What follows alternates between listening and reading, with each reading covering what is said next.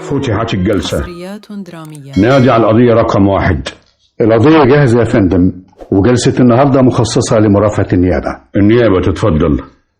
سيد الرئيس، حضرات السادة المستشارين، لقد تأكد لنا كما تأكد لحضراتكم دائما أن الجريمة الكاملة هي ذلك المستحيل الذي لا يمكن أن يكون أو يتحقق، فليست هناك قضية كاملة مهما حاول المجرم أن يتخفى خلف أستار الغموض والخداع للإفلات من العقاب أو القصاص العادل. فلا بد أن تنكشف الجريمة ويستسلم المجرم حتى تنتصر الحقيقة وتعلو كلمة العدالة ويتحقق القصاص. سيد الرئيس، حضرات المستشارين، لقد خيل للجاني أنه قد أحكم التدبير وأحسن التخطيط، لكنه كان قد خلف من ورائه أثرا يدل عليه ويلاحقه ويشير إليه، معلنا أنه الجاني وأنه من يستحق العقاب وينتظر القصاص العادل. سيد الرئيس، لن نطيل عليكم، لكننا سندع فصول هذه القضية تتحدث إليكم عن نفسها، وهي تبدأ منذ اللحظة التي اشتعلت فيها النيران لتحرق مصنع المعلم شحاتة أمين شحاتة. الحريق يا فندم كان في منتهى الخطورة على المنطقة كلها، والمصنع اتحرق كله تقريبا. التقرير الفني المبدئي بيؤكد وجود مادة الكيروسين. أيوة، وده معناه ان الحريق تم بفعل فاعل يا حضرة الضابط. ويبقى أكيد ان اللي عمل كده له مصلحة أكيدة في حرق المصنع. وصاحب المصنع شحاتة أمين شحاتة فين هو؟ المعلم شحاتة موجود يا فندم. يبقى حالا نسمع أقواله. قدام عينيا، لا حول ولا قوة إلا بالله، لا حول ولا قوة إلا بالله. هدي أعصابك يا معلم شحاتة، وحاول تساعدنا نعرف الحقيقة ونوصل للمجرم. خلاص يا بيه، خلاص اللي راح، منهم لله، منهم للمنتقم الجبار، منهم لله. بتتهم حد يا معلم شحاتة؟ لا يا بيه، اتهم مين؟ انا لا عايز اظلم حد ولا عايز اتهم حد يا بيه. حد اختلف معاك مثلا في الفترة الأخيرة؟ زعلت حد من عمال المصنع أو من العملاء اللي بتتعامل معاهم؟ مديون لحد؟ مدين حد؟ وهو يعني يا بيه لو حتى حصل خلاف كده ولا كده، ممكن الخلاف ده يوصل لخراب البيوت بالشكل ده؟ حرام. يبقى أكيد في حد اختلف معاك. افتكر كده يا معلم شحاتة. ولو ان يعني الظلم حرام، لكن هو كان في جدع اللي اسمه علاء.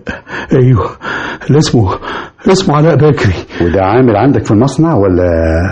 او كان بيشتغل عندي يا بيه، وبعدين ساب الشغل وراح لحاله.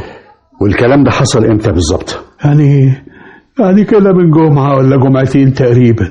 وساب الشغل عندك ليه الجدع ده؟ ابدا، ده كان طلب مني ازود له مهيته وانا رفضت، ما عجبوش. وكان رد فعله ايه يا معلم شحاتة؟ اللي فاكره بيه انه بعد 2-3 لقيته داخل عليا المكتب في المصنع وهو بيقول لي: صباح الخير يا معلم شحاتة. اهلا علاء. قلت ايه يا معلمي في الموضوع اللي كلمتك فيه من يومين؟ انهي موضوع يا اخويا؟ هتزود لي اليومية؟ اعوذ بالله من طمعك يا اخي، هو انا يا ابني مش مزود يوميتك من 2 شهر بس؟ احمد ربنا يا اخي. الدنيا بتغلى يا معلمي والمصروف بيكتر واليومية لا مؤاخذة ما فيهاش حاجة خالص يعني. السوق اليومين دول نايم والمصنع كمان مش زي الاول، ده يا دوب بيغطي مصاريفه. لا، المصنع بيكسب يا معلمي وبيكسب كتير كمان. اعوذ بالله. انت يا ابني هتقر ولا هتقر؟ ليه؟ ما هو كله من عرقنا ومن دمنا برضه وشقانا. الكلام ده عيب يا ابني، عيب يا علاء. المهم قلت ايه؟ هتزود لي اليومية ولا لا؟ لا. ما بلاش من لا دي يا معلمي، لا مؤاخذة تمنها كبير قوي وانت مش قده كده. طب امشي، اطلع بره، اطلع بره. بس انا بقى لو مشيت دلوقتي يا معلمي يبقى مش راجع لمصنعك مرة تانية. مع ألف سلامة. لكن مش هسيب حقي ابدا. عندك المحكمة يا اخويا، روح ارفع قضية واشتكيني. لا، شكوة ايه ومحكمة ايه؟ انا حقي وهاخده بايدي وهاخده يا معلم. واضح يا فندم ان المدعو علاء كان ناوي فعلا ياخد حقه بايده زي ما بيقول، وجايز جدا يكون نفذ تهديده وانتقم من صاحب المصنع المعلم شحاتة وحرق المصنع. جايز جدا يا فندم. أنا كنت طلبت إحضاره يا حضرة الضابط، وهو موجود دلوقتي. يبقى حالا نسمع أقواله. وهو كذلك يا فندم. ايوه يا بيه، انا سبت الشغل عند المعلم شحاتة، راجل لا مؤاخذة ما بيقدرش اللي بيشتغلوا عنده. وده اللي خلاك تهدده يا علاء؟ اهدده ازاي يعني؟ قلت له إنك هتاخد حقك بإيدك. وهو انا لما اخد حقي بايدي يبقى ده تهديد يا بيه؟ ما هو لما تاخد حقك بإيدك. ودي فيها ايه دي بس لا مؤاخذة؟ فيها انك نفذت التهديد واخدت حقك بايدك فعلا وحرقت المصنع وولعت. لا لا لا لا بيه، لا حرقت المصنع؟ لا، المصنع ده فتح بيوت ناس وناس بتاكل منه لقمة عيش، يبقى احرقه ليه وازاي؟ مش ممكن انا اذي الغلابة دي ابدا اللي بياكلوا منه عيش يا بيه. مش يمكن عشان تنتقم من المعلم شحاتة؟ ربنا هو اللي انتقم لي يا بيه. ربنا هو اللي انتقم لي. لكن المعلم شحاتة بيتهمك انت بحرق المصنع. منه لله منه لله، المفروض يروح يدور على اللي هددوه بحق وحقيق. اللي هم مين دول؟ الست أمينة. مين هي الست أمينة؟ مراته الجديدة يا سعادة البيه. هو اتجوز على مراته القديمة؟ لا لا لا، الأولانية أم عياله ماتت واتجوز بقى أمينة، الست أمينة يعني بعدها بكام سنة كده. والست أمينة دي تهدد المعلم شحاتة ليه وفين وإيه المناسبة؟ أنا كنت رايح له أتكلم معاه بخصوص اليومية، وكانت الست أمينة عنده في مكتبه اللي في المصنع، وسمعتها وأنا واقف جنب الباب بتقول له وبصوت عالي: لا انت كدبت عليا يا شحاتة. كدبت عليكي في ايه بس يا أمينة؟ قلت لي هتكتب المصنع باسمي. كل شيء بالصبر، بالصبر يا بنت الحلال. الصبر في الحاجات دي يا شحاتة بيضر وبيأذي وما يفيدش. طب اديني فرصة انتهي من الأوراق، وهو برضه راضي الولاد وارضيهم. عايز تراضي ولادك وتزعلنا انا بقى يا شحاتة؟ ما هو المصنع ده بصراحة يعني له وضع تاني يا أمينة يا حبيبتي.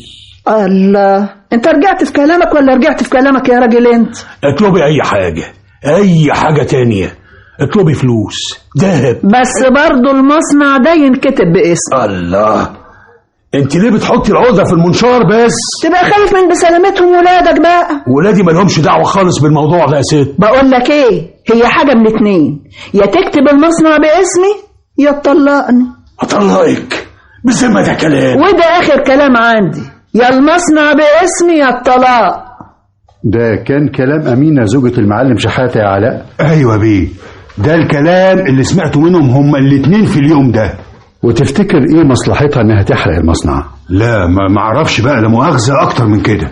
واحدة زيها ممكن فعلا تحرق المصنع وبالطريقة دي؟ كيد النساء يا بيه، ان كيدهن عظيم. القضية بالشكل ده فيها أكتر من احتمال وأكتر من اتجاه يا سيادة الوكيل. يعني مثلا واحدة زي المدعوة أمينة زوجة صاحب المصنع، وفي يا فندم احتمال تدخل أولاد المعلم شحاتة في الموضوع بشكل أو بآخر. قصدك الصراع اللي بين أولاد المعلم شحاتة والزوجة الجديدة على الثروة والسيطرة عليها. وبرضه يا فندم وده احتمال ثالث، المفروض ما نستبعدش المدعو علاء بكري. لا طبعا. المهم دلوقتي يا ريت نسمع أقوال أمينة الزوجة الجديدة للمعلم شحاتة. حالا يا فندم. وانا مالي يا بيه الموضوع زي ده؟ مصنع زوجك المعلم شحاتة اتحرق، واتحرق بفعل فاعل، يعني الحريق مقصود ومتعمد يا مدام أمينة. وانا ايه اللي ممكن اعرفه ولا اقوله يا بيه؟ على الأقل ممكن تساعدينا نعرف مين هو الجاني اللي حرق مصنع زوجك. لا، يبقى اللي ينسأل هو صاحب المصنع نفسه مش انا يا بيه. أيوة، بس انت كنت مهتمة بنفس المصنع اللي اتحرق ده. يعني ايه الكلام ده يا بيه؟ يعني كنت اختلفتي مع زوجك المعلم شحاتة بخصوص المصنع. بخصوص المصنع؟ ازاي يعني؟ مش فاهم. يعني حصل انك طلبتي من المعلم شحاتة يكتب لك المصنع باسمك. دي حاجة بيني وبينه يا بيه. وحصل كمان انك هددتيه يا ست أمينة. هددته بإيه وإمتى؟ هددتيه وخيرتيه بين انه يكتب لك المصنع او يطلقك. مين اللي قال لكم الكلام ده يا بيه؟ مين اللي قاله لكم؟ يعني حصل فعلا انك هددتيه، يا المصنع يا الطلاق. يبقى ما فيش غيرهم، وما فيش غيره هو بالذات. اللي هو مين ده؟ أحمد مين يا أمينة؟ ابن المعلم شحاتة يا بيه. ايوه، احمد ابنه الكبير، ابنه البكري، وهو اللي كان بيكرهني ويكره المعلم شحاتة فيا ويحرضه عليا. واحمد ده كان يعرف ان المعلم شحاتة ناوي يكتب لك المصنع باسمك؟ ده جاني بنفسه يا بيه من ورا ابوه، هددني. وهددك قال لك ايه يا امينه؟ قال لي ايه؟ قال لي كتير وياما يا بيه. كان قلبه اسود من ناحيتي، دخل عليا وكنت لوحدي وهو بيبص لي نظرات غريبة خوفتني منه، وقال لي ما تخليكي بصالة على النبي عايشة في حالك وبلاش تجيبي لروحك وجع الدماغ يا مدام.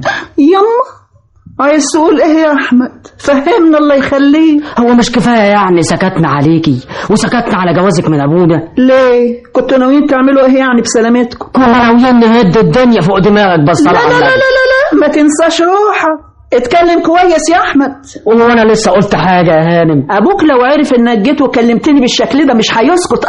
ولا احنا كمان هنسكت لو ابونا فكر يكتب المصنع باسمك. انا مراته يا جدع انت. واحنا ولاده يا هانم، والمصنع ده مش من حق اي مخلوق تاني غيرنا. وانا بقول لك اهو، المصنع ده هينكتب باسمي وغصب عنك وعن اخواتك كلهم. ده احنا كنا نولع فيه ونحرقه ونخليه تراب ورماد من اوله لاخره. نعم نعم نعم، انت مجنون ولا مجنون؟ خلي المصنع ينكتب باسمك يا هانم. معنى كده ان احمد بن المعلم شحاتة صاحب المصنع كان صريح في تهديده بحرق المصنع. كان ناوي على الشر يا بيه. قال انه هيولع في المصنع ويحرقه لو كتب باسمك. ايوه حصل يا بيه. وتفتكر انه فعلا نفذ تهديده وارتكب الجريمه وحرق المصنع؟ منه لله، حرق المصنع وحرق قلب ابوه. منه لله ومنهم لله اخواته، منهم لله منهم لله. بصمات يا فندم غير واضحة إطلاقا. وده متوقع في ظروف زي دي يا حضرة الضابط، النار والحريق وخراطيم المطافي. طيب وبالنسبة لأقوال المدعوة أمينة زوجة صاحب المصنع؟ أمينة بتتهم أحمد بن زوجها. الغريب يا فندم إن أحمد ده كان صريح جدا في تهديده بحرق المصنع. ده في حالة لو المعلم شحاتة كتب المصنع باسم زوجته الجديدة أمينة، وده اللي ممكن نتأكد منه. وأحمد شحاتة ابن المعلم صاحب المصنع تم استدعائه وحضر وموجود دلوقتي. يبقى يدخل نسمع أقواله حالا يا فندم. كلام ايه يا سعاده البيه يعني؟ الكلام اللي قلته لزوجة والدك. بخصوص ايه بالظبط يعني؟ أحمد. ايوه بيه نعم. أنت كنت بتعارض وبتمانع إن والدك المعلم شحاتة يكتب المصنع باسم زوجته الجديدة. واي مخلوق في مكاني او مكان اخواتي يا بيه كان هيعارض ويمانع ويقول برضه لا يعني. لكن اللي حصل انك رحت وقابلتها ومن ورا ابوك. حصل بيه حصل.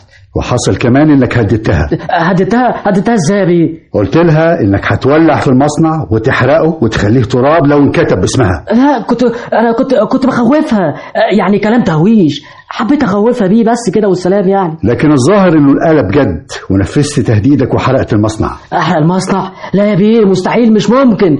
ثم انا عايز اقول حاجه لا مؤاخذه يعني كده يعني. عايز تقول ايه؟ ابويا المعلم شحاتة موجود مش بعيد، اسالوه يا بيه، يا ريت تسالوه النبي. نساله عن ايه يا احمد؟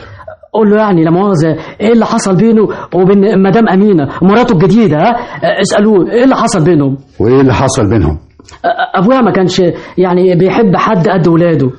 هو صحيح انشغل بيها في الاول كده حبتين، لكن بعد فتره بدا يودينا ويسال علينا، وفي يوم لقيته داخل علينا وبيقول لي هو مهموم.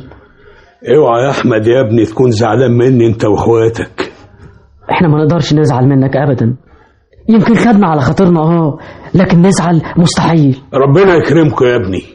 قالوا لي انك سألت عليا النهارده الصبح في المصنع. خير يا احمد؟ كنت عايز حاجه يا ابني؟ ايوه يابا. خير يا ابني؟ معقول برضه يابا تكتب المصنع باسمها يعني؟ اكتب المصنع باسم مين؟ انت مش خلاص اتفقت مع الست امينه على كده؟ ما حصلش. دي هي نفسها اللي قالت لي الكلام ده. ما حصلش يا ابني بقول لك. يعني كذبت عليا؟ طب ليه وعشان ايه؟ هي صحيح طلبت منك تكتب لها المصنع باسمها، بس انا قلت لا. يعني رفضت طلبها؟ ايوه، راحت طالبه مني ان انا اطلقها، ويا اما اكتب المصنع باسمها يا اطلقها. وبعدين يابا؟ انا يا ابني مش صغير يا ابني، المصنع ده شقى عمري كله ولا يمكن افرط فيه ابدا. وهطلقها يابا؟ لو ما سكتتش هطلقها طبعا، مفيش كلام يا ابني. الا المصنع بقول لك. يعني عايز تقول يا احمد ان المعلم شحاتة رفض يكتب المصنع باسم الست امينه زوجته الجديده؟ ايوه يا بيه، ده الكلام اللي سمعته منه. وحصل انه طلقها فعلا؟ بصراحة ما اعرفش اللي حصل في موضوع الطلاق ده يا بيه، لكن هو كان مصمم يطلقها.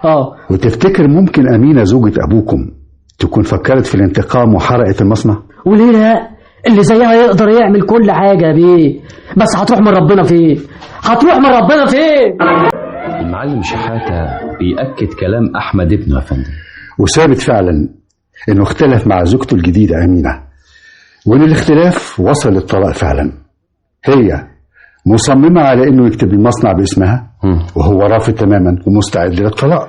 وفي نفس اليوم اللي كان ناوي فيه المعلم شحاتة ينهي كل علاقته بيها ويطلقها، حصل الحريق يا سيادة الوكيل. والغريب انها في اقوالها ما جابتش سيرة لموضوع الطلاق يا حضرة الضابط. طيب وده معناه ايه يا فندم؟ معناه هنعرفه لما نعيد سماع اقوالها وبتفصيل اكتر في الموضوع ده بالتحديد. ممكن؟ ممكن جدا يا فندم. طب والمطلوب منا اقول ايه تاني غير اللي قلته يا بيه؟ المطلوب منك تقولي الحقيقة يا أمينة. أنا قلت كل حاجة أعرفها يا بيه. بالتأكيد في حاجات ما قلتهاش لحد دلوقتي. يعني إيه؟ تقصد إيه حضرتك؟ حكاية طلاقك من المعلم شحاتة مثلا. أنه طلاق يا بيه؟ أنه طلاق؟ طلاقك من المعلم شحاتة. مين اللي قال الكلام ده؟ أحمد ابنه. ده عشان بيكرهني يا بيه، بيتمنى إن أتطلق من أبوه. يعني إيه؟ يعني ما حصلش طلاق والمعلم شحاتة ما طلقنيش يا بيه. وإيه اللي يخلي ابنه أحمد يقول إنه فعلا قرر يطلقك وفي نفس اليوم اللي حصل فيه الحريق؟ طب آدي أبوه موجود أهو، واديني لسه على ذمته. يعني ماليش أي مصلحة أحرق مصنع جوزي، ثم أنا اللي هحرق مصنع في أكتر من 50 نفر طالعين داخلين طول النهار؟ أنا اللي هحرقه برضه؟ شفت دي يا فندم؟ ايه دي؟ وريني كده. دي سلسلة المفاتيح اللي وجدناها قريب من مكتب الإدارة وحرزناها مع اللي تم تحريزه. الله، فعلا دي سلسلة المفاتيح دي كانت بجوار صفيحة الجهاز الصغيرة، ما قدرتش عليها النار، لا هي ولا الميدالية النحاس المشبوكة فيها. لكن لاحظت دي يا فندم؟ ايه ده؟ شفت؟ الحرف المكتوب ده؟ ده حرف ألف. ايه معنى كده؟ ان سلسلة المفاتيح دي مع صفيحة الجاز او الكروسين اللي وجدت بجوارها ممكن تحدد لنا شخصية المتهم او المجرم. ايوه، لكن الغريب يا فندم ان كل اللي داخل دائرة الاتهام اسمائهم بتبدأ بحرف ألف او ايه. مثلا أمينة زوجة صاحب المصنع المعلم شحاتة، وأحمد ابنه، وكمان علاء العامل اللي انطرد من العمل عند المعلم شحاتة. فعلا يا فندم، علاء بالانجليزي بتتكتب ايه. وسهل جدا اننا نتعرف على صاحب سلسلة المفاتيح، ولا سيما انها سلسلة مفاتيح ملفتة فعلا للنظر والاهتمام، واكيد التحريات هتفيدنا يا حضرة الضابط. ده مؤكد فعلا يا فندم. اولا كل زملائك اكدوا ان سلسلة المفاتيح دي بتاعتك انت وخاصة بيك انت، وكانت دايما في ايدك. السلسلة؟ ثانيا البصمات اللي على الميدالية النحاس اللي محفور عليها الحرف الاول من اسمك هي بالفعل بصماتك. ايوه يا بيه، بس الموضوع. وثالثا احد المفاتيح الموجودة في السلسلة ثبتوا بالمعاينة ان مفتاح باب شقتك انت اللي في الفراغ ده. انت تعترف يا علاء وفورا بارتكابك الجريمة وحرق المصنع.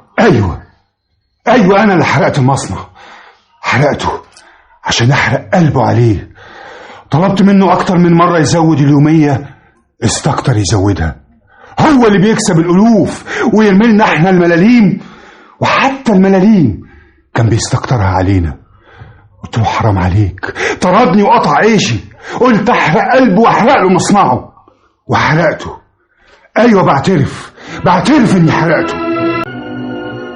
بعد الاطلاع على الأوراق وبعد سماع مرافعة النيابة والدفاع وبعد الاطلاع على مواد قانون العقوبات، حكمت المحكمة حضوريا على علاء بكر الشناوي بالأشغال الشاقة 15 عاما. رفعت الجلسة.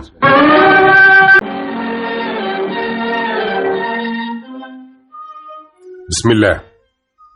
فتحت الجلسة. القضية الأولى. جاهزة يا سيادة الرئيس، وجلسة اليوم مخصصة لمرافعة النيابة. النيابة تتفضل. سيدي الرئيس، حضرات المستشارين، إن واقعات هذه القضية تطرح سؤالا منذ بداية التحقيق فيها، والسؤال: هل يتكافأ العلم مع المال؟ أو بمعنى أدق، هل المال يرقى بصاحبه إلى درجة من الدرجات العلمية العليا ويجعله ندا لصاحب هذه الدرجة العلمية؟ والإجابة بصدق عن هذا السؤال تتولاها أوراق التحقيق حسب ما جاء فيها تباعا. اهو اشرف اخوكي وصل. اشرف انتوا فين؟ احنا هنا في البلكونه. طمني، الاخبار ايه؟ من غير زعل، حسين ده مستحيل تتجوزيه يا مها. ليه بس يا ابني؟ اولا كل مؤهلاته العلميه دبلوم صنايع. عارفه. معقوله ماجستير في المحاسبه تتجوز دبلوم صنايع؟ كمل بس يا اشرف. وثانيا وده الاهم، عيله ما تشرفش، ناس على قد حالها جدا وساكنين في مكان كله مساكن عشوائيه. حسين ملوش ذنب. حسين حاول كتير يخرجهم من المكان ده ويسكنهم في حي راقي وشقه محترمه، وهم اللي رافضين. بيقولوا له احنا زي السمك، لو طلعنا من المكان ده هنموت. ايوه يا مها، بس يعني بس ايه يا ماما؟ انا هتجوز حسين ولا هتجوز عيلته؟ ثم ما تنسوش انه صاحب شركه مقاولات عملها من عرقه وكفاحه، والاهم من ده كله ان عنده ثروه وبيصرف بسخاء. انا مش فاهم انت متمسكه ليه بحسين ده؟ متمسكه بيه لانها اخر فرصه بالنسبه لي، ومتاكده تماما ان الفرصه دي مش هتتكرر. عارف انا عندي كام سنه النهارده؟ 35 سنه. فاهم ده معناه ايه؟ انت اللي اتبطرتي ورفضتي كل اللي تقدمولك لحد ما وصلتي للسن ده. اللي حصل حصل يا ماما، وخلينا في حسين. انا مش موافق على الجوازه دي. ولا انا طبعا. انا بقى موافقه ومستعده اتحمل كل العواقب اللي انتوا خايفين منها. موافقه على الكلام ده يا ست ماما؟ هي حره وبكره تندم. انا معاكي مش ضدك، بس للامانه بقى انا شايفه ان فتحي زميلنا في الشركه افضل بكتير من حسين ده. على الاقل معاه شهاده جامعيه ومدير اداره زيه زيك، وغير كده عينه عليكي من زمان. فتحي حاجه وحسين حاجه تانية خالص. مش فاهمه. حسين غني جدا، وفلوسه وثروته هيخلوني سيده مجتمع بحق وحقيق، ويخلوني كمان انسى الفرق الاجتماعي والعلمي اللي بيني وبينه. ده انت بتبصي للفلوس وبس؟ لا طبعا، حسين كمان جاد ووقور وسمارت، لكن فتحي العكس تماما. عكسه في ايه بقى يا ست مها؟ فتحي بيحب الهزار ودايما يضحك على الفاضية والمليانة، خفيف يعني. وبعدين ما تنسيش انه ما يملكش الا مرتبه اللي بياخده من الشركة وبس. ايوه بس فتحي بيحبك، وحسين هيتجنن عشاني. دي كانت مناقصة سودة اللي خلت حسين يشوفك وتتعلقي بيه بالشكل ده. قصدك ايه يا مديح؟ قصدي ان لولا المناقصة اللي رست على سي حسين ده لا كنت شفتيه ولا شافك ولا حصل اللي حصل. انت تكرهي لي الخير يا مديحة. مها، انا مش زميلتك في الشركة، لا انا اخت ليكي، ومفيش في الدنيا اخت تكره الخير لاختها. ولو قلتلك ان انا وحسين حددنا ميعاد كتب الكتاب والجواز واتفقنا على كل التفاصيل، هقولك ايه؟ اقولك مبروك يا مها وربنا يهني السعيد بسعيدة.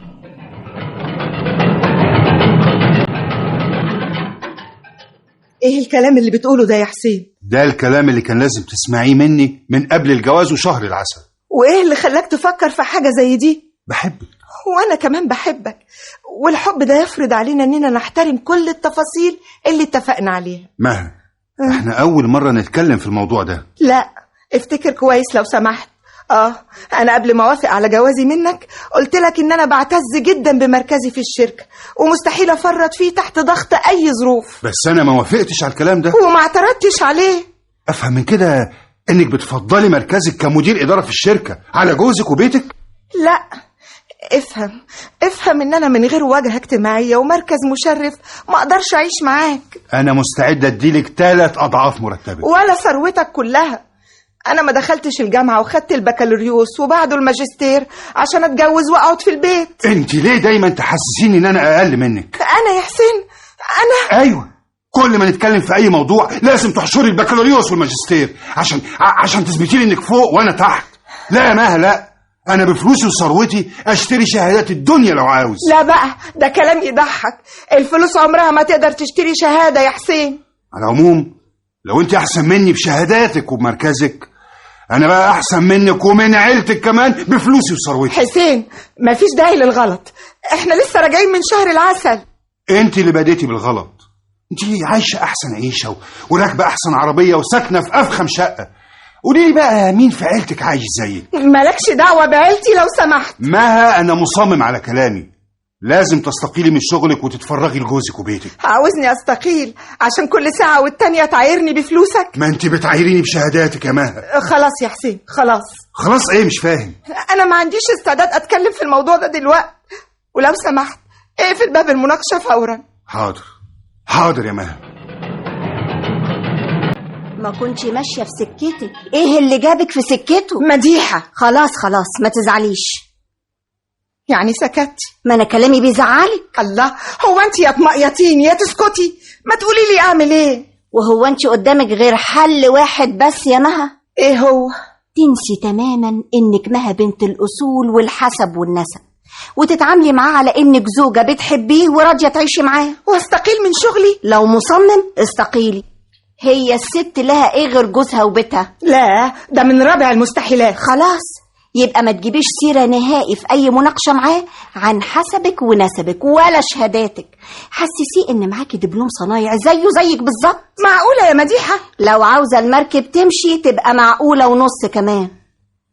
ايه سرحتي في ايه؟ انا غلطت يا مديحة، غلطت غلطة عمري. اهو ده بقى اللي انا كنت خايفة منه.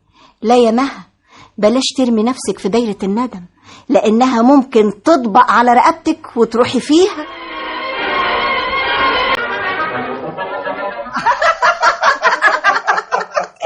دمك زي الشربات يا فتحي. هجنن. تعرف لو أنا مش متجوزة كنت اتجوزتك غصب عنك. ياه ده انا اتاخرت قوي. رايحه فين؟ حسين زمانه جاي وهيوصلك على السكه. لا يا ستي، جوزك اتاخر قوي النهارده، انا هشوف تاكسي يوصلني احسن. خديني معاكي. واخدك ليه؟ ربنا موجود يا فتحي. باي باي باي. استني، بتبصي في ساعتك ليه؟ اصل حسين اتاخر قوي. ما تيجي ناخد تاكسي يوصلك زي زمان. لو مستعجل امشي انت وانا هستناه. معقوله اسيبك الا لما اطمن عليكي؟ اهو حسين وصل. باي يا فتحي. باي باي يا مها. باي باي. حسين. نعم. معقولة نبقى راجعين البيت سوا وتسيبني وتجري على اوضه النوم؟ عاوزاني اعمل لك ايه يعني؟ اشيلك على راسي واوصلك الاوضه؟ الله، ايه الاسلوب اللي انت بتكلمني بيه ده؟ في ايه يا مها؟ في ايه؟ انت اللي في ايه؟ من لحظه ما ركبت معاك العربيه من قدام الشركه وانت مبوز ومكشر وما بتنطقش. مفيش داعي للكلام دلوقتي. لا هتتكلم وتقول لي حصل ايه عشان تتشقلب بالشكل ده. في ايه بينك وبين فتحي يا مها؟ حسين انت اتجننت؟ جاوبي على سؤال يا مها. انت ازاي تسمح لنفسك توجه لي سؤال زي ده؟ عاوزاني اشوفك واقفه معاه قدام الشركه ومفيش بينك وبينه الا شعره ونازلين وشوشه واسكت. حسين انت اكيد جرى لعقلك حاجه. انا النهارده بس عرفت انت ليه متمسكه بشغلك في الشركه. اخرس. انت بترفعي ايدك عليا. انت اللي وصلتني لكده، ولو ما سحبتش كلامك ده واعتذرت فورا انا هرميك بره الشقه. دي شقتي يا ماهر وكل حاجه فيها ملكي، شاريها بفلوسي حتى انت. الزم حدودك يا حسين واعرف كويس انت بتكلم مين. لا يا هانم، انت اللي لازم تعرفي بتكلمي مين. بكلم مين يعني؟ ما انت عارف نفسك انت مين وانا مين، ولا تحب اعرفك يا ابن الدلاله؟ خلصي. انت بتضربني بالقلم على وشي. ماشي يا حسين ماشي، ان ما دفعتك عمرك تمن للقلم ده مبقاش انا مها. يا بنتي ما تركبيش دماغك. انت بتكرهيني للدرجه دي؟ عاوزاني ارجع اعيش معاه بعد ما ضربني على وشي؟ مستحيل. ايوه مستحيل. انا رايي من راي مها. وطي صوتك لا يسمعك، ده قاعد في الصالون. ما يسمع ولا يتحرق. يا مها يا حبيبتي، ده جاي يعتذرلك قدامنا ويصالحك. اشرف روح اطرده حالا من بيتنا. تعال هنا. رايح فين؟ اللي زي ده لازم ينطرد. يا ابني ما تولعهاش، ده أكرم لا هترجع له ولا تعيش متطلقة. اتطلق واعيش بكرامة احسن، ولا ارجع له عشان يضربني ويهين كرامتي؟ اللي بتتطلق الناس ما بترحمهاش. يا دي الناس اللي انت عامله حسابهم في كل صغيره وكبيره. رايح فين يا أشرف؟ رايح اطرده. انت عايز تطردني يا اشرف؟ بيتهيألي الكلام اللي قلته لك واضح ومش محتاج تفسير. طب ايه رايك بقى ان انا مش همشي من هنا الا ومراتي في ايدي؟ ما خلاص ما بقتش مراتك، واكرم لك تطلقها دلوقتي قبل كمان شويه. طلاق مش هطلق، وهي مش هترجع معاك، واعلى ما في خيلك اركبه. انت هتعمل راجل عليا يا اشرف؟ انا راجل غصب عنك. بأمارة ايه يا اخويا؟ ده انت وعيلتك عايشين كلكم من خيري. انت قليل الادب. نزل ايدك لقطعها لك. بره بره بره يا حساسة البشر، بره. ده انا جايه لك مكتبك مخصوص تقوم تكسفني كده؟ انت عارفه انا بعزك واحترمك قد ايه يا مدام مديحه، بس اللي بتطلبيه مني ده صعب انفذه. استاذ حسين، مها منهارة تماما من يوم ما جالها انذار الطاعة. كل ده مش هيحرك فيا شعرة. حكم الطاعة هتنفذه ورجليها فوق رقبتها كمان. يعني ترضى حضرتك تعيش مع واحدة بتكرهك؟ أنا مش متمسك بتنفيذ حكم الطاعة عشان أعيش معاها، لا، ده أنا بذلها، لازم أمسح بيها الأرض. وبعد ما تذلها وتمسح بيها الأرض تقول لي حقي برقبتي وتتنازل عن كل حقوقها، وبعد كده أرمي لها ورقتها وأطلقها. أستاذ حسين، أرجوك يا مدام مديحة، أنت ما عندكيش فكرة مها عملت فيا إيه من يوم ما اتجوزتها. طب ما تخليك أنت الأكرم. أنا صرفت عليها دم قلبي ولازم أخد حقي. يعني ده آخر كلام عندك؟ لو بتحبيها اقنعيها بتنفيذ حكم الطاعة وخليها تشتري نفسها. وانتي هتقولي لها الكلام ده؟ والله ما أنا عارفة يا فتحي. انا من رأيي ما تجيبي لها السيرة. إزاي بس؟ دي هي اللي طلبت مني أروح لحسين في مكتبه واقنعه يتراجع عن إنذار الطاعة ويطلقها، وأكيد هي دلوقتي قاعدة مستنية إن أنا أرد عليها. بس انا مشفق على مها، وبيني وبينك خايف يجرى لها حاجة لو عرفت انه مصمم على انذار الطاعة. الخوف مش من إنذار الطاعة، لأن ممكن المحكمة تعتبرها ناشز وتسقط نفقتها، لكن الخوف إن هو ما يطلقهاش ويسيبها كده متعلقة. مش في حاجة اسمها الخلع؟ دافع لها $500,000 يا سيدي، هتجيبه منين عشان تخلع منه؟ يبقى مفيش غير حل واحد. ايه هو؟ بعدين هقولك عليه. الله، طب وليه مش دلوقتي؟ لاني لسه هفكر فيه. هو ده جوزك؟ ايوه هو. تفتكري مين اللي قتله؟ معرفش طبعا، انا بقالي 5 شهور منفصل عنه وعايشة في بيت اهلي. طب مين له مصلحة في قتله؟ برضو معرفش. له أعداء؟ اللي زي ده لازم يكون له أعداء، بس أنا معرفهمش. ولازم ليه؟ لأنه إنسان مستفز ومغرور بفلوسه وثروته ويحب يذل اللي أحسن منه. واضح إنك بتكرهيه. وكنت أتمنى موته من اللحظة اللي ضربني فيها بالقلم على وشي. ليلة الحادث كنت فين بالظبط؟ يا سيادة المقدم، أنا من يوم ما انفصلت عنه ورجعت بيت أهلي وأنا ما بخرجش منه. عندك أقوال تانية تحبي تقوليها؟ لا ما عنديش. طب امضي هنا. أنا شايف إنك حابس نفسك في دايرة أسرة مراته، مع إن التحريات أكدت إن المجني عليه له علاقات متشعبة وفي عداء بينه وبين ناس كتير. أنا على يقين إن التركيز على مراته وأسرتها هيوصلنا للجانب اللي كان بينه وبينهم مجرد خلافات عائلية وأحكام محاكم. حضرتك عاوزني أهتم بالأعداء اللي وردت أسمائهم في التحريات وبس؟ ما قلتش كده، لكن أنا رأيي إن البحث والتحري لازم يشملوا الاتنين. بس أنا شامل من أقوال مها مرات المجني عليه ريحة الجاني، أو على الأقل حد في دايرتها حرض على قتله، والحد ده ممكن يكون أخوها أو هي أو زميلها فتحي. وفتحي ده دوره إيه في الموضوع؟ ده كان بيحبها وعاوز يتجوزها. ده قبل جوازها بمجني عليه، وهو سبب الخلاف اللي حصل بينها وبين حسين، وعلى أثر انفصلت عنه. بس أنا برضو مصمم على رأيي، لازم ندور في الدايرتين، دايرة مراته وأسرتها وأصحابها، ودايرة علاقات المجني عليه، وبكده نقدر نختصر الوقت ونوصل للجاني بسرعة. خلاص، اللي تشوفه يا سيادة الوكيل. أنا شايف كدمات في وشي وجرح كبير فوق حاجبك اليمين. يا ترى ده من إيه؟ منه طبعا، هو اللي تسبب في كل التخريب اللي في وشي. قصدك المجني عليه؟ مجني عليه؟ يا سيادة المقدم، انت عايز تلبسني قضية؟ انا بتكلم عن الباب اللي خبطت فيه امبارح. باب يا فتحي؟ باب الحمام اللي في بيتنا. قمت من النوم متاخر، جريت على الحمام، فتحت الباب وقفت احلق دقني، حلقتها وشطفت وشي وحطيت الفوطه على وشي وطلعت اجري، خبطت في الباب اتاريه مقفول. انا فاتحه، مين اللي قفله معرفش. حد كان معاك في البيت ساعتها؟ امي طبعا، ولو مش مصدقني حضرتك اسالها. عربيتك دي يا اشرف؟ ايه المفاجأة دي؟ حضرتك عامل لي كمين؟ رد على سؤالي لو سمحت. ايوه عربيتي. عاوز افتشها. العربية تحت امرك، اتفضل. ايه دي؟ ما اعرفش. ما تعرفش ازاي وهي في شنطة عربيتك؟ اقسم لك بالله انا اول مرة اشوفها في عربيتي. بص لها كويس كده. ابص لايه؟ العتلة حديد وعليها دم. تقرير الطبيب الشرعي اثبت ان المجني عليه مات مقتول بفعل ضربات عنيفة على الرأس بواسطة آلة حادة مصمتة. وانا داخل ايه بالكلام ده كله؟ حد غيرك معاه نسخة من مفاتيح عربيتك؟ لا طبعا. طب فهمني انت بقى، العتلة الحديد دي دخلت شنطة عربيتك ازاي؟ قلت لك ما اعرفش. ما دام انت ما تعرفش يبقى احنا لازم نعرف ونعرفك. اتفضل معايا.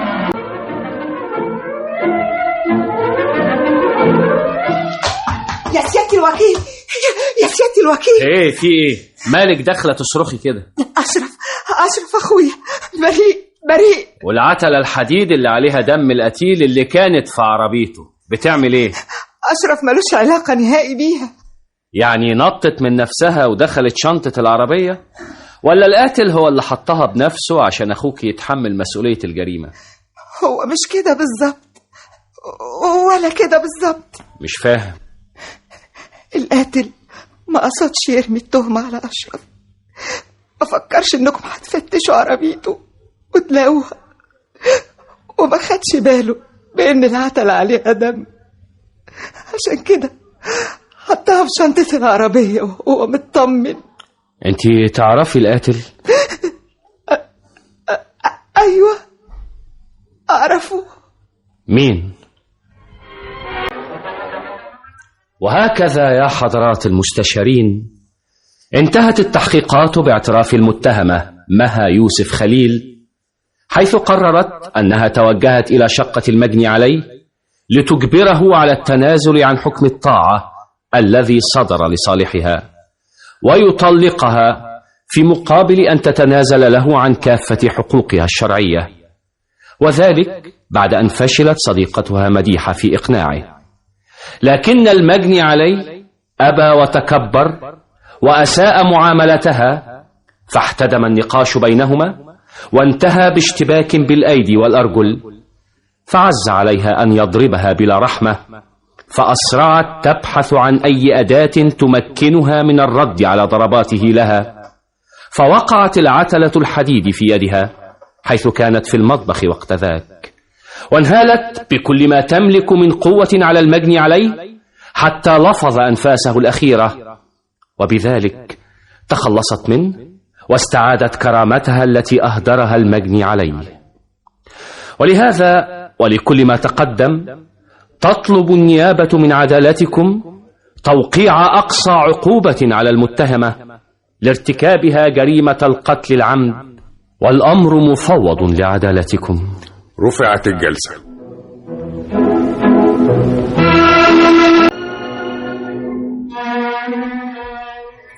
بعد الاطلاع على مواد الاتهام والمداولة قانونا، حكمت المحكمة حضوريا على المتهمة مها يوسف خليل بالسجن لمدة 7 أعوام نظير ما نسب إليها. رفعت الجلسة.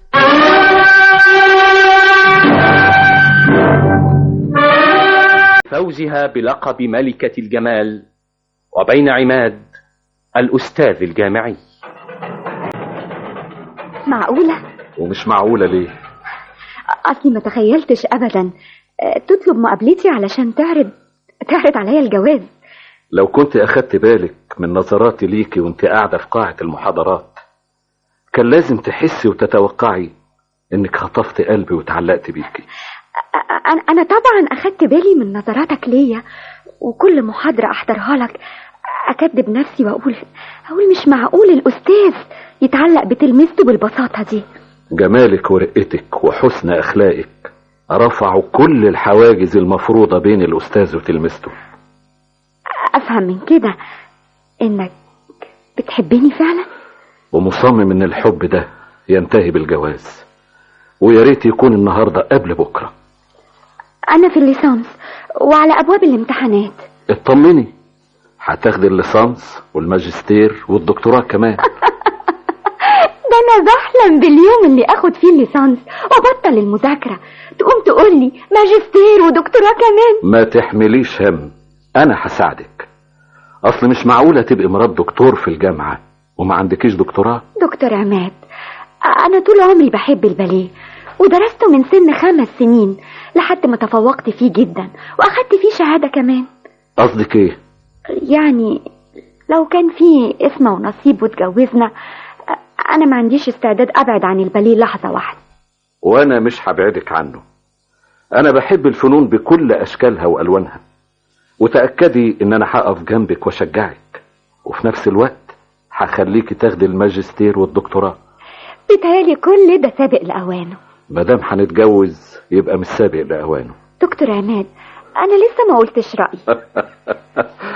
احنا فيها يا ستي. لا، لازم أخد وقتي وأفكر براحتي وبعدين بقى أقول لك رأيي.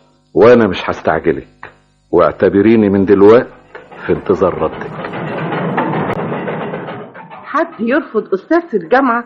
أولا ده لسه أستاذ مساعد مش أستاذ، وثانيا أنا اتقدم لي أحسن منه كتير ورفضتهم. أقل منهم في إيه بقى؟ في حاجات كتير. مظهره مثلا تقريبا عادي وشكله برضو عادي، وغير كده مش حاساه. ما تنسيش إنه أفضل من كل اللي تقدمولك بعلمه ومركزه الاجتماعي. يا ماما بقولك منال، السنين بتجري يا منال، وده ضدك مش في صفك. معقولة ابقى باليرينا كل اساتذة الباليه وكل الجمهور اللي شافها يشهدوا لها بالنبوغ والتفوق وتتجوز جوازة تقليدية بالشكل ده؟ صراحة أنا تعبت معاكي. كل عريس تطلعي فيه إنا، ولعلمك بقى لو رفضتيه مش هتتكرر الفرصة، وانت حر. ما تتعبش نفسك يا منال، حرام عليك. انت بذلت مجهود كبير في رسالة الماجستير، وانا كمان تعبت فيها معاكي من قبل ما نتجوز، وانا بقولك ما عنديش استعداد اتخلى عن الباليه عشان الماجستير والدكتوراه. امال احنا اجلنا الخلفة ليه 2 سنين بحالهم؟ مش عشان الماجستير؟ لا، عشان الباليه اللي انا بحبه وبعشقه، والحمل والولادة مؤكد هيكون لهم تأثير على ادائي كباليرينا وكمان على رشاقتي. طب خدي الماجستير الاول ونأجل الدكتوراه شوية. واذا قلت لك بقى ان في احتمال اسافر دولة خليجية واشتغل هناك. تشتغلي ازاي؟ في دولة خليجية عاوزة تعمل معهد باليه، وطلبت من الوزارة ترشيح واحدة تتولى المهمة دي، والوزارة رشحتني. وليه ما قلتيش من الاول؟ انا ما عرفتش الا النهاردة بس. طب وانت رأيك ايه؟ هسافر طبعا. وانا؟ ما احنا هنسافر سوا. الله، طب انت مسافرة تنشئي معهد باليه، انا بقى هسافر اعمل ايه؟ تشتغل في الجامعة هناك وفي نفس تخصصك. انا ما عنديش مانع، بس لازم اتعاقد مع الجامعة قبل ما اسافر. اوكي، اسافر قبل منك وابعت لك العقد من هناك. اذا كان كده انا موافق. هتوحشيني يا منال. وانت كمان هتوحشني قوي، بس اوعدك كلها شهر ولا 2 بالكتير على ما اجيب لك العقد وتحصلني باذن الله. انا مش فاهم ازاي وافقت على سفرك بالسهولة دي. ده انا ما بقدرش ابعد عنك لحظة. اولا انت وافقت لانك بتحبني، وثانيا لانك هتحصلني ونبقى مع بعض على طول، وثالثا بقى وده الاهم هطلب منك طلب ويا ريت ما تكسفنيش. انا عمري رفضت لك طلب. ربنا يخليك ليا يا عماد. أموريني. ماما وعلا وشيرين محتاجين لرعايتك واهتمامك بيهم. معقولة توصيني على أمي وإخواتي البنات؟ دول في عناية من غير ما تقولي. أنا واثقة إنهم هيكونوا في عينيك، لكن قلت أأكد عليك علشان أبقى مرتاحة يعني. طول ما أنا جنبك ما تقلقيش، بس المهم ما تخليش شغلك ينسيك حكاية عقد العمل. أوعدك بعد وصولي بيومين 3 عقد العمل بتاعك هيكون شغلتي ومحور اهتمامي. الله، ايه بتبص في ساعتك ليه؟ منوعات. للأسف الوقت مر بسرعة. يا دوبك كده علشان ألحق أخلص إجراءات السفر واركب بقى الطيارة. اشوفك على خير يا عماد. باي باي. مع السلامة يا منال. ابقى رد على التليفون. وانت ما تنسيش الجوابات. باي باي بقى. باي. الحمد لله على السلامة يا بنتي. الله يسلمك يا ماما. طمنيني، عماد عمل بالوصية ولا لا؟ عماد ده ملاك مش بني آدم. ده لو كان ابني ما كانش عمل اللي عمله معايا أنا وإخواتي. شهم بصحيح. تصوري إن كل مصاريفكم كان بيدفعها من جيبه ورافض يحاسبني عليها. وذنبه إيه عشان يتحملها لوحده؟ لازم انت تتحملي النص على الأقل. نص ده إيه يا ماما؟ أنا هسدد له كل قرش صرفه عليكم، ولا تبقى هيبة في حقي وحقكم. أنا بقول كفاية السنتين اللي قضيتيهم في الغربة يا منال. إيه؟ عاوزاني أتخلى عن المجهود اللي بذلته في إنشاء معهد باليه من فراغ؟ لا، مستحيل طبعا. وبعدين المعهد محتاج لي عشان يقف على رجليه ويخرج أول دفعة على إيديا. طب وعماد؟ قدروا كده بقى، هعمل له إيه؟ يا بنتي ما يصحش يبقى عايش في بلد وانت عايشة في بلد تانية. ما أنا جبت له عقد عمل يدرس في الجامعة هناك، وبعد ما تعبت هو اللي رفض. ما هو مش معقول يضحي بمستقبله ويضيع من ايده الترقية. ده لو كان سمع كلامك وسافر لك ما كانش بقى أستاذ يا بنتي. أنا كمان ما أقدرش أتخلى عن شغلي يا ماما. وبعدين هو وافق أرجع تاني. وافق لأنه بيحبك ومش راضي يزعلك. لكن انت يا منال السنين بتمر عليكي وانت مش حاسة. هتعمل لك ايه الفلوس لما تلاقي نفسك وصلتي لسن ما تقدريش تخلفي فيه؟ أنا الموضوع ده مش شاغلني نهائي. هو جوزك اللي نفسه يخلف ويفرح بولاده. ماما، لا أنا ولا عماد بنفكر في موضوع الخلفة نهائي. انت بس اللي شاغلة روحك بيه. لأني خايفة عليك. من ايه بقى؟ من جوزك يا بنتي. عماد ممكن يجي عليه وقت يفكر يتجوز غيرك ويخلف منها. يجيب لي ضرة يعني؟ يا ريت على كده وبس. ده ممكن يطلقك ويستغنى عنك، وكده تبقى انت اللي هديتي بيتك بإيدك يا حبيبتي وجنيتي على روحك. أنا أستبعد ده تماما. أستبعد إن عماد يعمل حاجة زي دي. هو أنت هتستني لما يعمل؟ ماما هرجوكي بقى اعفيني من الكلام في الموضوع ده، لأنه مستحيل إنه يحصل. واثقة قوي من عماد؟ 100%. خلاص انت حرة يا بنتي. رغم ان انا ما بفهمش في شراء الاراضي والمباني وتجارة العقارات، لكن ما تقلقيش، المهندس حسن صاحبي ضليع في المسائل دي واقدر استفيد من خبرته. بس ده مش معناه انك تسيب له الجمل بما حمل ويتصرف على مزاجه، وبدل ما استثمر فلوسي في شيء نستفيد منه يروح شقة عمري على الارض. شقة عمرك امانة في رقبتي، وتأكدي ان انا هوظفه واستثمره بالشكل اللي يرضيكي وتستفيدي منه. على العموم انا عملت لك توكيل عام يديلك الحق تتصرف في فلوسي زي ما انت عايز، وانا بقى هشوف هتكسب كام من كل عمارة تبنيها. 100% زي ما بتقول ولا لا؟ 100% ده الحد الادنى، لكن ممكن الربح يوصل ل200% و300%، وبكرة تشوفي. مادام كده يبقى هحلم ببكرة ومن دلوقتي يا عماد. احلامي زي ما انت عاوزة وبراحتك. يعني اسافر للغربة وانا مطمنة؟ انا حاسس انك قلقانة. يا ترى قلقانة من ايه؟ الحقيقة مش عارفة، بس قلقانة فعلا، لكن من ايه؟ ده السؤال اللي ملوش اجابة عندي. انا عشان اخلصك من القلق ده هبتدي استثمار فلوسك ومدخراتك في عمارة واحدة، وبعدها بقى تقرري بنفسك ابني عمارات تانية واستثمر فيها فلوسك ولا لا. ايه رأيك؟ كده بقى اوكي. انجي، كنت في مكتب دكتور عماد بتعملي ايه؟ كان بيكلمني في موضوع مهم جدا. موضوع؟ انت في بينك وبينه مواضيع؟ ده استاذ وانت تلمسته. وده يمنع ان يكون في بيننا مواضيع ومهمة كمان؟ انجي، كلامك كده ما يطمنش. ميزتك الوحيدة يا عمرو انك لماح وبتفهمها وهي طايرة. لا، انا كده الفار لعب في عبي. في ايه يا انجي؟ منوعات الراديو حصريات درامية. لا مش هزعل. ولا تتهمني بالغد؟ اوه تعطيلي اعصابي. اتكلمي بقى. اقول لك يا سيدي، الدكتور عماد طلبني للجواز. ايه بتقولي ايه؟ ايوه زي ما سمعت كده. اتضح انه بيحبني جدا وبيدوب فيا كمان. حبيني وانا انا منكرش ان انا حبيتك ولسه بحبك، بس أنا عندي طموح إن أنا أبقى أستاذة في الكلية، واللي يقدر يساعدني على تحقيق حلم حياتي هو الدكتور عماد، مش أنت. أنا وعدتك إني هقف جنبك وأساعدك لحد ما تاخدي دكتوراه. صحيح، بس تفرق كتير يا عمرو. تفرق في إيه بقى يا ست إنجي؟ أنت لسه في الليسانس وبتتعمد تنجح كل سنة بمقبول، لأن الدراسة مش في دماغك. أما الدكتور عماد بقى فهو أستاذ في الكلية. أنا بنجح بمقبول لأني مش محتاج الليسانس.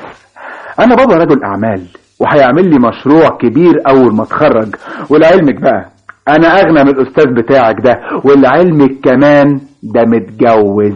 أولا الفلوس مش كل حاجة، ثانيا مش مهم يكون متجوز لأن مصلحتي أهم. لا، لو كلامك ده صحيح ما كنتيش حبتيني وتعلقتي بيا ووافقتي كمان على جوازنا من واحنا في سنة أولى. قصدك ايه بقى؟ ان انا حبيتك عشان فلوسك؟ والله احساسي بيقول لي كده. طب خلي بقى احساسك ده ينفعك، واعتبر من دلوقتي ان كل اللي بينا انتهى. هتندمي. ده بيتهيألك. بس انا بقى لما احط دماغي في حاجة لازم انفذها. يعني ايه؟ يعني مش هسمح له ياخدك مني. اعلى مفخلك اركبه. عن اذنك يا عم. كده يا انجي؟ ماشي. ايوه يا ماما. الو. ايوه سامعاني؟ ايوه سامعاك يا منال. امال ساكته ليه يا ماما؟ ما بتكلميش. بتكلم اقول ايه بس يا بنتي؟ قولي لي يا ماما عملتي ايه؟ اتاكدتي عماد صحيح اتجوز اللي اسمها انجي دي ولا لا؟ هو مين اللي بعتلك الجواب وقالك فيه انه اتجوز؟ واحد معرفوش كتب لي في اخر الجواب انه فعل خير. وازاي عارف عنوانك وبعتلك؟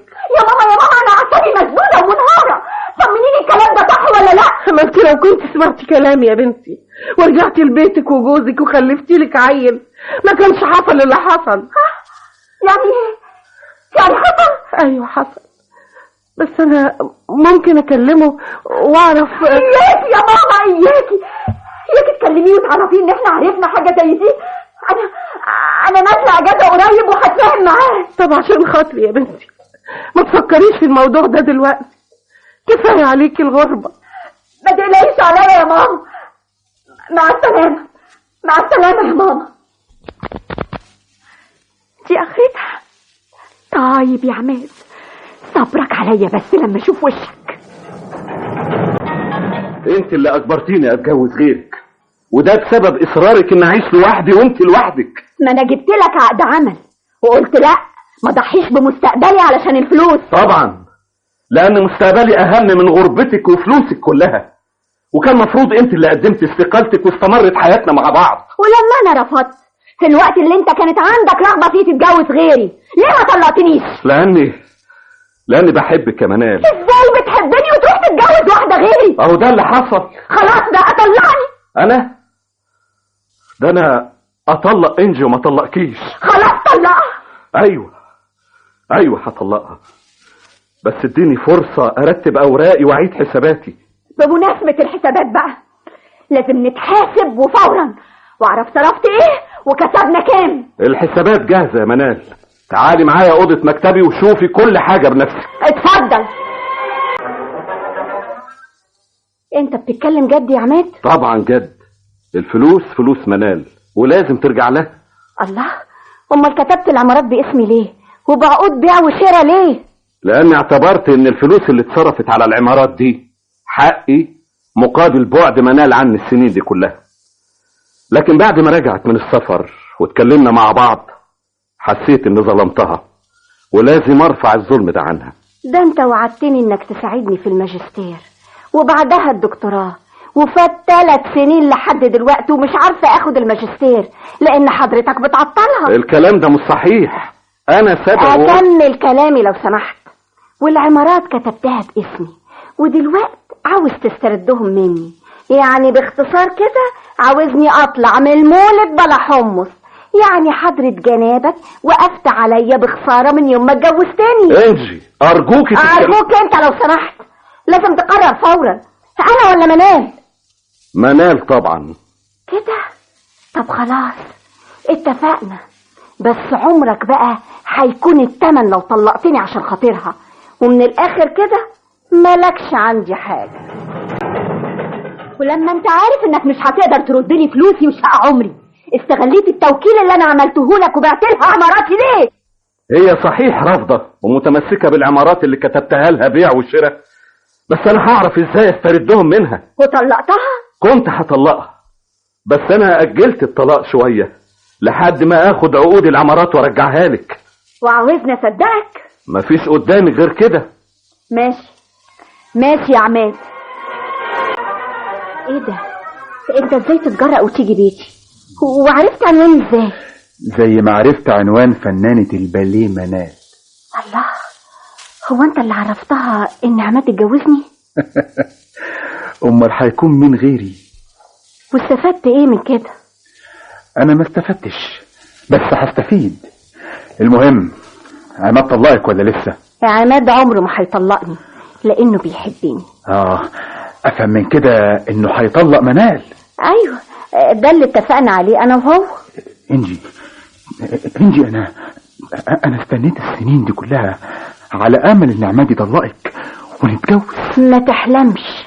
لا، ده انا احلم ونص. ده مفيش مخلوق قدر ياخد حاجة مني من يوم ما اتولدت لحد دلوقتي. مش فاهمة. بعدين هتفهمي كل حاجة. كنت فين ساعة الحادث؟ كنت في بيت ماما طبعا. وطبعا ليه؟ لاني متعودة ازورها في الوقت ده بالذات، لانها عايشة لوحدها بعد جواز اخواتي الاثنين. مدام منال، تفتكري مين اللي ممكن يقتل الدكتور عماد؟ معرفش طبعا. له اعداء؟ برضه معرفش، لان انا عشت سنين طويلة في الغربة، وبالتالي ما عنديش ادنى فكرة عن اعدائه واصحابه. واضح ان المجني عليه اتقتل باستخدام الفازة اللي اشلاءها مرمية على الارض. وجايز انه حاول يقاوم القاتل فالفازة وقعت على الارض.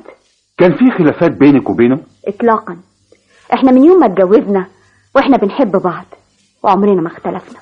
طب اتفضلي وقعي على اقوالك. يعني ايه يا سيادة المقدم؟ مفيش دليل واحد يوصلنا للجاني؟ للأسف لا، بس تقرير الطبيب الشرعي أكد إن المجني عليه حدثت وفاته بفعل ضربه بآلة غير حادة على رأسه، والآلة دي مؤكد هي الفازة اللي تم تحريز أجزائها. أنا شاكك في منال مرات المجني عليه. طيب وليه ما تكونش إنجي مراته التانية؟ دوافع القتل عند منال أكتر من إنجي. بس إنجي قالت في أقوالها إن المجني عليه كان ناوي يطلقها وياخد منها العمارات. العمارات كان مستحيل يستردها منها، لأن سند الملكية عقود بيع وشراء ومسجلة في الشهر العقاري. طيب أنا من رأيي نكثف التحريات على إنجي ومنال، يمكن نوصل لخيط ونقبض على القاتل. أنا من رأيك يا سيادة الوكيل، والتحريات هبدأها النهاردة. كده يبقى تمام. إيه العلاقة اللي بينك وبين إنجي؟ إحنا زمايل، قصدي كنا زمايل في الكلية. وده يدي لك الحق إنك تروح لها بيتها بعد ما اتخرجتوا ب3 سنين؟ الصراحة إحنا كنا بنحب بعض وكنا هنتجوز، بس ما حصلش نصيب. ولما سمعت إنها اتطلقت قلت أزورها وأعرض عليها الجواز. أصلي ما اتجوزتش لأني لسه بحبها. وإزاي عرفت إنها اتطلقت وإزاي وصلت لعنوانها؟ ما احنا اتقابلنا صدفة في الشارع من كام يوم كده وعرفت منها كل حاجة. معقولة تقول لك إنها اتطلقت وهي لسه على ذمة جوزها واتقتل كمان وهي على ذمته؟ ما اعرفش بقى، هي اللي قالت لي كده. طيب وقع على أقوالك. وهكذا يا حضرات المستشارين انتهت أحداث ووقائع هذه القضية، لتثبت التحقيقات أن شهوة الانتقام دفعت المتهمة منال عبد العظيم السيد لقتل زوجها جزاء وفاقا لما جنته يداه، فقد تزوج عليها أخرى وبدد أموالها وكل مدخراتها. لذلك قررت عقابه ونصبت من نفسها القاضي والجلاد، فقتلته عمدا إثر خلاف نشب بينهما بسبب أموالها التي عجز عن ردها إليها، وانهالت بفازة سميكة على رأسه ليسقط قتيلا على الأرض. وقد تأيد هذا بتقرير الطبيب الشرعي واعتراف المتهمة وشهادة أمها التي أنكرت في البداية أي صلة لابنتها بالحادث. وبناء على ما تقدم تطالب النيابة بتوقيع أقصى عقوبة على المتهمة. وشكرا لعدالتكم على حسن استماعكم. بعد الاطلاع على مواد الاتهام وسماع مرافعة النيابة والدفاع وشهادة الشهود والمداولة قانونا، حكمت المحكمة حضوريا بمعاقبة المتهمة منال عبد العظيم السيد بالأشغال الشاقة المؤقتة لمدة 15 عاما نظير ما نسب إليها. رفعت الجلسة.